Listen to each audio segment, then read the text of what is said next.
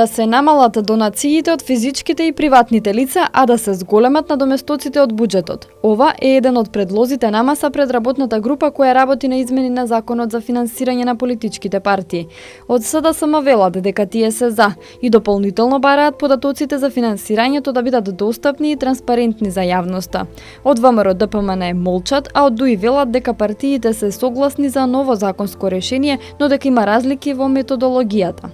Антикорупционерите пак предупредуваат, не е важно само носењето на законот, туку неговото спроведување. Една од државите која што мене ми е позната е Норвешка, која што ги финансира сите политички партии, односно им обезбедува услови за работа.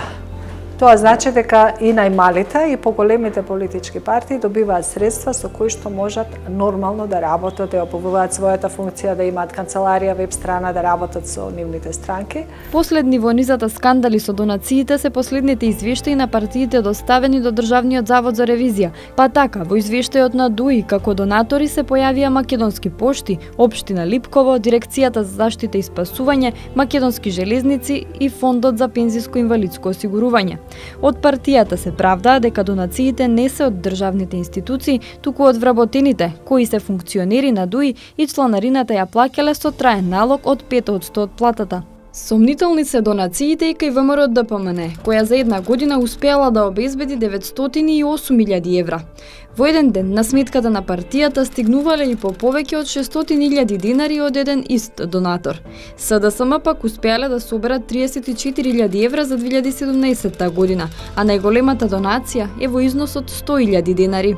Помалите партии најчесто не успеваат да соберат донации за партијата, па и тие реагираат дека треба да се зголеми државното финансирање, кое сега според нив е на незадоволително ниво. Сум запознаен со моделот кој го има Косово, например. Таму државата ги финансира политичките партии. И тоа е многу добро, ако веќе зборуваме значи дека треба да се објави војна на корупцијата, нели? И на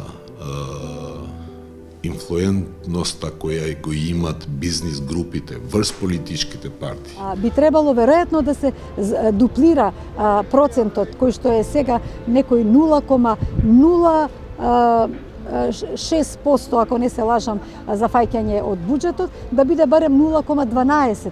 Во тој случај ќе можат слободно да функционираат и нема да бидат стимулирани под наводници да прекршуваат закони, да бараат некои други извори на дофинансирање. Од помалите партии сепак стравуваат дека големите политички партии ќе ги изиграат и законските измени ќе ги направат единствено во своја корист. Нема држава во Европа каде што либералите немаат своја фондација. Кај нас е забрането ние да имаме либералната идеологија или зелените или било кој друг своја фондација, туку тоа е направено како племенски поглавици, 4 најголеми партии да имаат своји фондации и стартно ти имаат дополнителни средства за обука на своите членови, за истражување и така натаму. Да, сметаме дека државата треба да ги финансира, меѓутоа тоа да биде на транспарентен начин и да биде задоволително за оптимално функционирање на политичките партии.